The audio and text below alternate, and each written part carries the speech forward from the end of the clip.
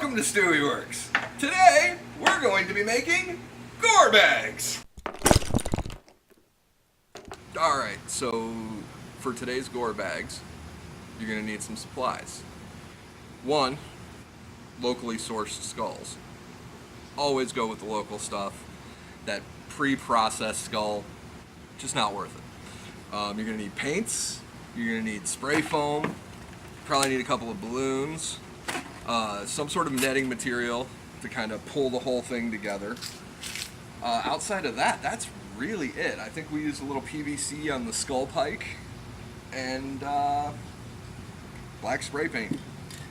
Like 99 cents at your local hardware store.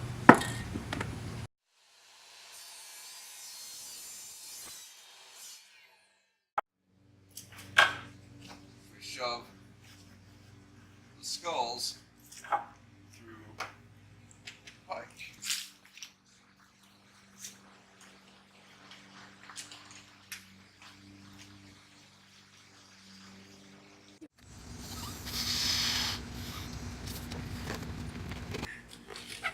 You've got to take a balloon,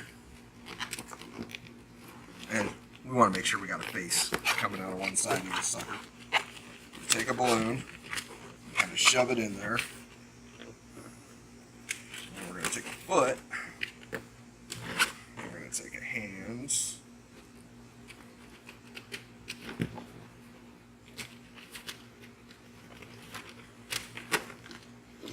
the jawbone.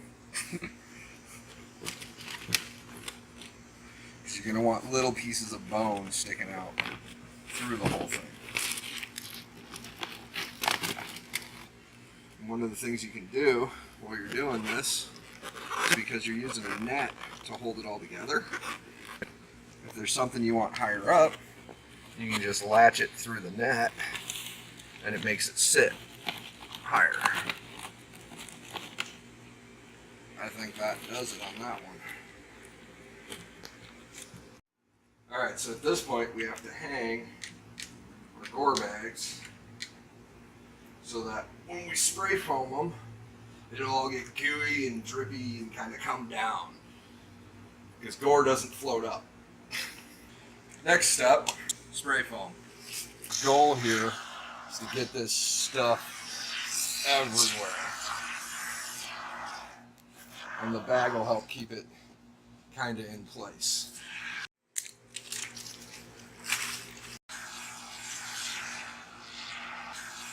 Alright, so for this guy, we've got this little bit of spray foam in around where everybody connects together. It just gives it that nice visceral, like somebody had this thing as a spear and just shoved it through the dude's head. And then that dude's head. And then that dude's head. So you got a little bit of eye boogers coming out here. Yeah, that just looks like snot coming down the front of it. But he'll get the black spray paint treatment, nice matte black, and then we'll come back in with a little bit of reds, a little bit of oranges, get this all looking bloody and gross, and then spike them in the front yard. So we ran out of spray foam, which the biggest part about doing projects like this is you have to be ready for effectively the unexpected. So you run out of something, you figure out what you can do to make it work. And in this case, I've got this giant skull. So what we're going to do is we're going to open this bad boy back up, being very careful not to set it down, because if I set it down, I'm going to get spray foam all over everything. I mean, more than I already have. Alright, so we got that now. Slowly remove the balloon. Oh, that's gross. And we're going to shove. Oh, yeah. Giant skull, and then we're going to retie this sucker, reattach him,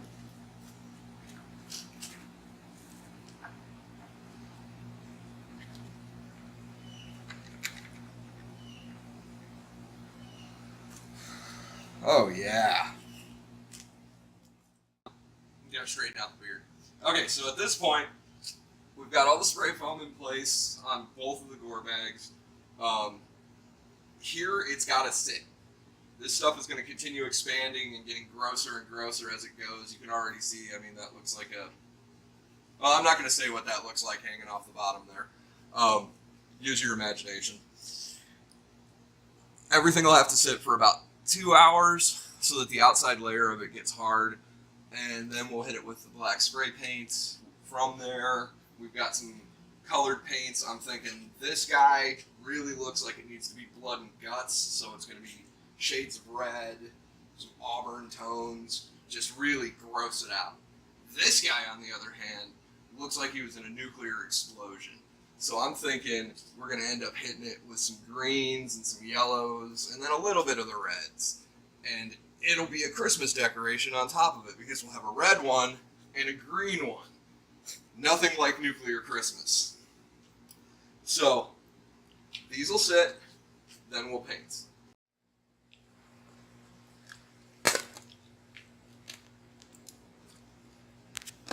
The lens popped.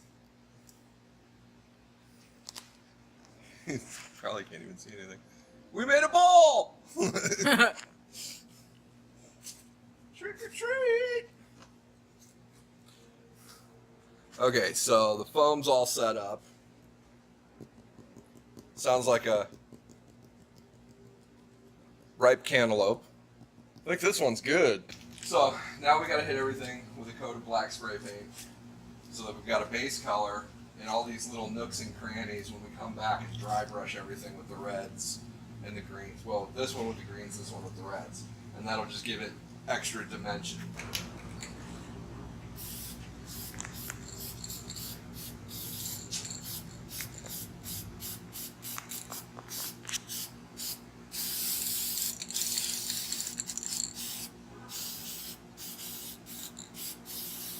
If you do end up overspraying, it's okay. You can always make it work. If you overspray, hey, that's where some blood hit.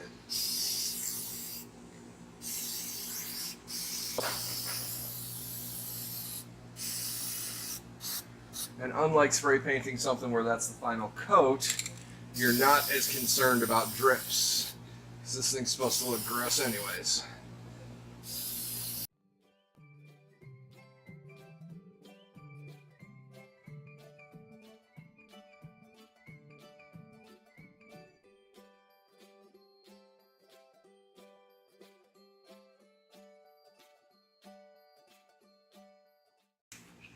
Let's start with our putrid green one first.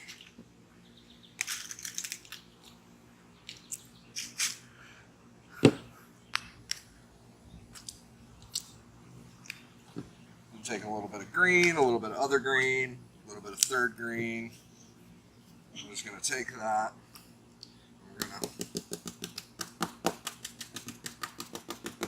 So you can already see what that's going to do. So if we come over here,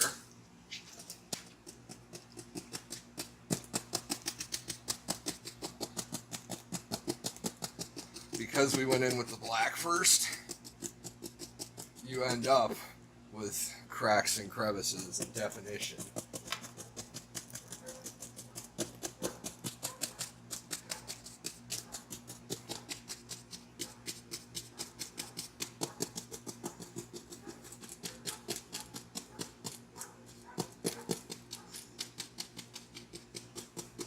Merry Christmas.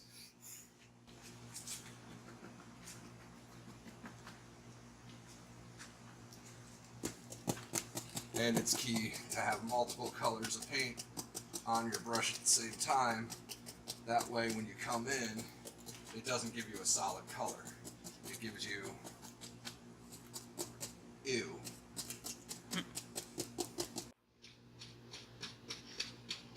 I think we decided, because this one, most of the bones are showing through on the bottom, we're going to end up rewrapping it before hanging it so that we can alter the view to something more like that.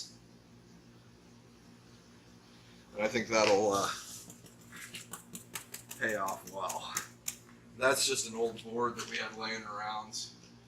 You need somewhere to mix your colors. Bob Ross paint palette. Yep. This is my happy little GORE bag. A little more paint on there.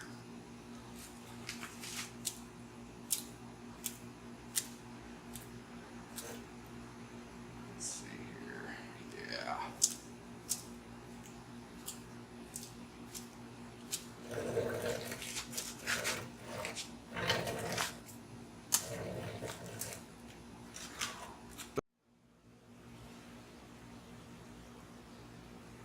Okay, so we're going to take a little bit of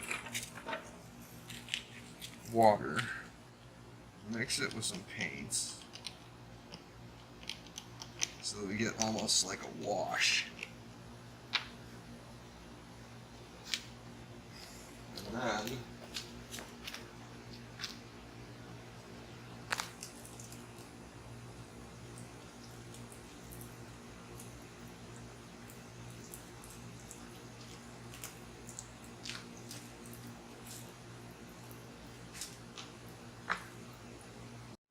alright, since we weren't completely happy with this,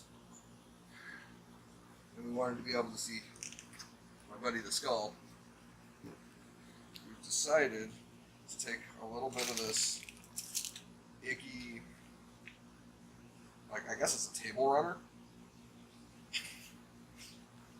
and kind of cinch it up so that we've got a better way to mount it on the tree. So now, hangs like that.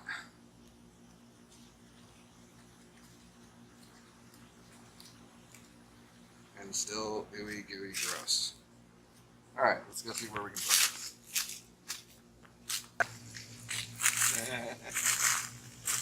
Alright. Not bad.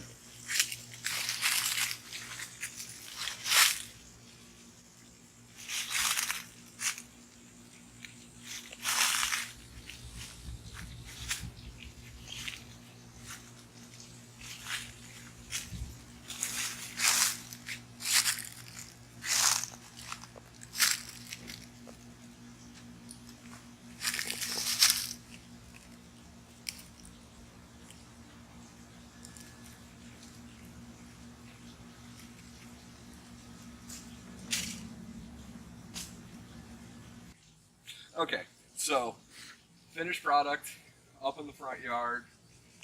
You can see all the little GORE and stuff included. Try not to go too scary. I'm personally waiting to see how long it takes for somebody to call the cops on us. We'll see. Happy Halloween, everybody, and love all y'all.